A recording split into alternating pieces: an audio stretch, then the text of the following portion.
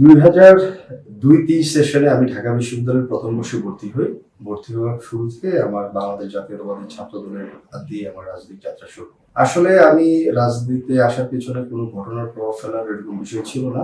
আমি বিশেষ করে যখন স্কুল লাইফ কলেজ লাইফে ছিলাম তখন থেকে আমার বাবার মুখে শহীদ প্রেসিডেন্ট জিয়াউর রহমানের বিভিন্ন ধরনের ওনার গুণ কীর্তন, বিভিন্ন ধরনের কথাবার্তা, ওই সময় যে রাষ্ট্র ব্যবস্থাপনা, ওনার যে রাষ্ট্রচিন্তা, এগুলো নিয়ে আমি অনেক গল্প আমার পিতার মুখে শুনতাম। তখন থেকে আমার বাংলাদেশি জাতীয়তাবাদের প্রতি আলাদা একটা ফ্যাসিনেশন ক্রিয়েট হয়।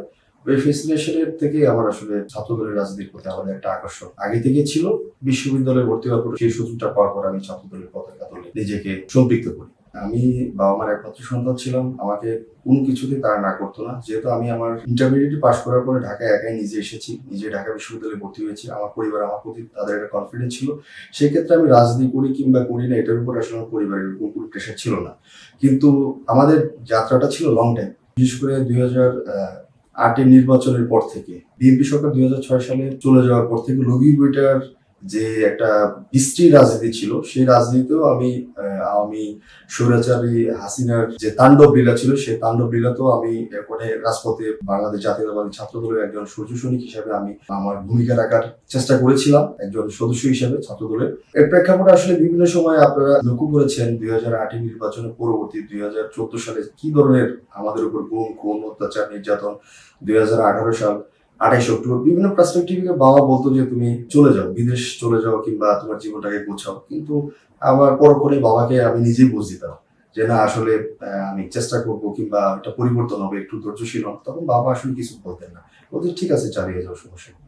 এরকম সাপোর্টটা আমি আমার পরিবার থেকে পেয়েছি। আসলে রাজনৈতিক লড়াইগুলো কখনোই নিজের জন্য হয় না, এটা প্রজন্মের জন্যই। যেমন আমি বিশ্ববিদ্যালয়ে বিশেষ করে 111-এর সময় যখন ফখরুদ্দিন মঈনুদ্দিন আমলে ওরা বাংলাদেশের যে রাজনৈতিক যে প্রধান যে দলগুলোর মধ্যে অন্যতম দল বাংলাদেশ জাতীয়তাবাদী দলের চেয়ারপারসন দেশনেত্রী বেগম খালেদা জিয়াকে তারা অন্যায়ভাবে গ্রেফতার করেছিলেন। আমাদের দেশনায়ক জনাব তারেক রহমানকে অত্যাচার করে ওনার মেরুদণ্ডের হাড় ভেঙে দিয়ে ওনাকে রাজনীতি থেকে দূরে সরিয়ে দেওয়ার চেষ্টা করেছেন।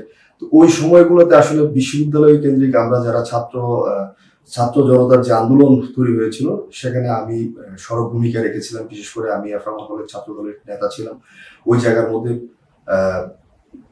ওই সময়টাতে জাস্ট এতটুকু উপলব্ধি করছি যে আমি যা করতেছি, যে রাবার বুলেট, টিয়ার সেল, এগুলোর এগেইনস্টে যে আমি দাঁড়িয়ে আছি, এগুলো তো আমার তো জীবন বিপন্ন হতে পারে, কিন্তু আমি আমার ওদিকে তাকাই নেই। আমি চাইছিলাম যে এরকম একটা অত্যাচারী শাসক থেকে বিশেষ করে গণতন্ত্র মুক্ত হোক।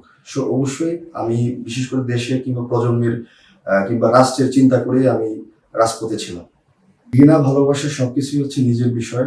ঘৃণা আসলে সেটা করার কিছুই নেই। তাদের শুভবুদ্ধির উদয় হোক, যারা আসলে তারা আমার উপর যে অন্যায়গুলো, তারা বিশেষ করে আমি না, আমার দলের লক্ষ লক্ষ নেতাকর্মীর উপরে তারা অন্যায়ভাবে অত্যাচার করেছে, গুম করেছে, জেল হাজতে পাঠিয়েছেন। তো আসলে ওনাদের আত্ম উপলব্ধি হোক, সেটাই হচ্ছে প্রত্যাশা। যে আসলে ওনারা যা করেছেন তা তো আমরা আসলে বিএনপিতে ওই ধরনের ফিডব্যাক এখনো পর্যন্ত দিই নাই। আমার মনে হয় যে আমাদের দেশনায়ক জনাব তারেক রহমান, আমাদের নেতা যিনি, উনি ওই ধরনের প্রতিহিংসামূলক রাজনীতিতে বিশ্বাসী না। সো আমরা ওই ধরনের মন মানসিকতা ধারণ করি।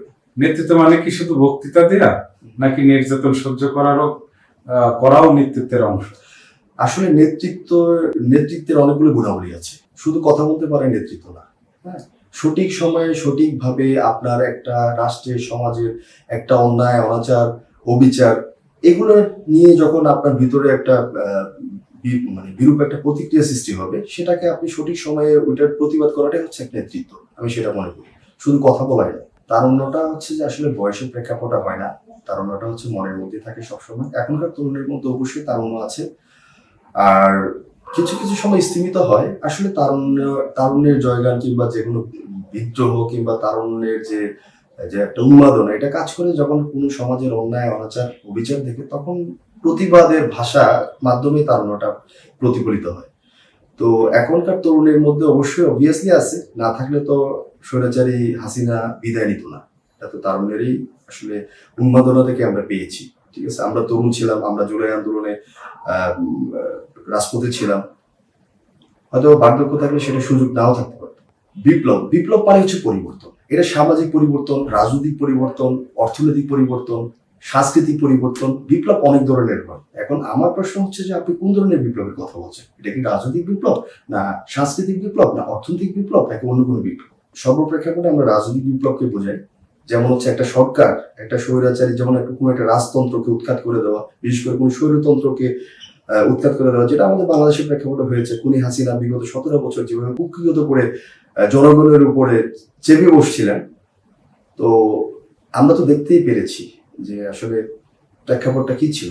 আমি এমন এক স্বপ্নে বাংলাদেশ দেখতে চাই যে বাংলাদেশ, শহীদ প্রেসিডেন্ট জিয়াউর রহমান যে বাংলাদেশ দেখতে চেয়েছিলেন, বর্তমান আমার নেতা দেশনায়ক জনাব তারেক রহমান যে বাংলাদেশ দেখতে চাচ্ছেন 31 দফার মাধ্যমে, আমি এমন একটি বাংলাদেশ চাই যে বাংলাদেশে সামাজিক, রাজনৈতিক, অর্থনৈতিক সব ধরনের উন্নয়ন থাকবে, কোনো বৈষম্য থাকবে না, নারীর অধিকার থাকবে, কোনো ধর্ষণ, বেবিচার এগুলো চলবে না, হ্যাঁ, আইনের শাসন থাকবে। এই ধরনের একটা বাংলাদেশ চাই, সোনার বাংলাদেশ চাই, সুখী এবং সমৃদ্ধ একটি বাংলাদেশ।